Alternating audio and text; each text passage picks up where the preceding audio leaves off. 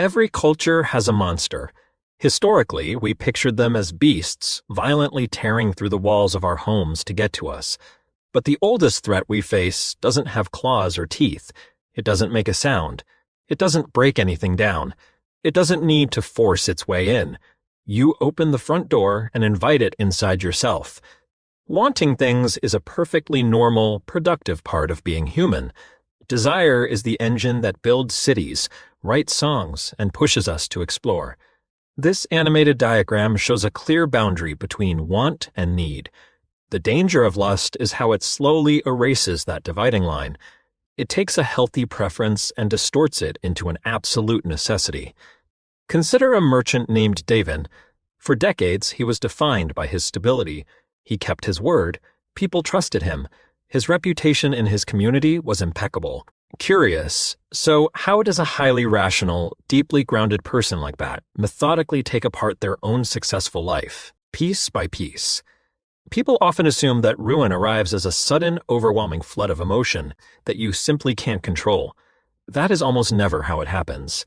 It starts much smaller, a passing thought, a quiet whisper in the back of your mind.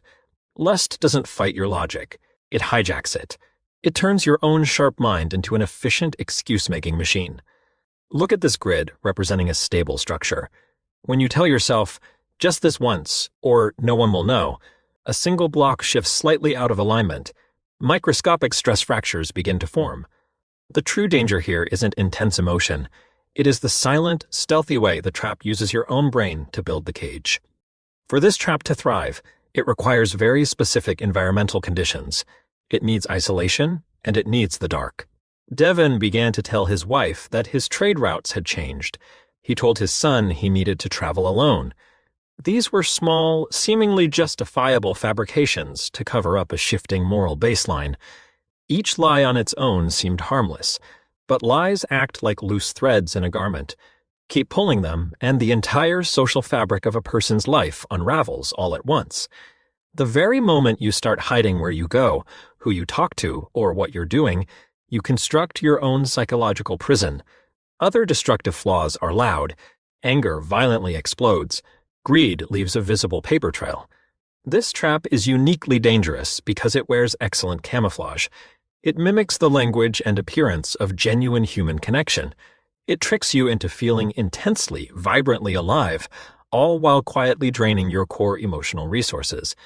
The empty feeling lust tries to fill usually isn't about the other person at all.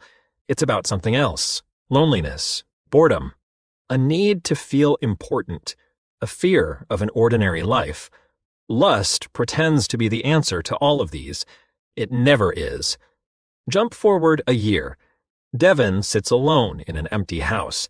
His family is gone, and his name, once worth more than gold, is now a cautionary tale for other merchants. In the quiet, the fog finally clears, and he is forced to ask himself the ultimate question: was the sacrifice actually worth it? The answer is always no. The cruelest mechanism of this trap is that it only presents you with the final bill after you are entirely bankrupt. It's not about shutting down desire completely.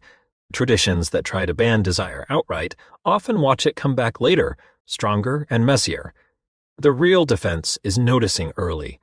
You have to intercept your mental excuse-making at the very first sentence. When you feel the pull, you must directly name your underlying emotional ache, the loneliness or the boredom, instead of using lust to distract yourself from it. Survival doesn't mean fighting a monster outside your house. It depends entirely on recognizing which internal doors must never be opened.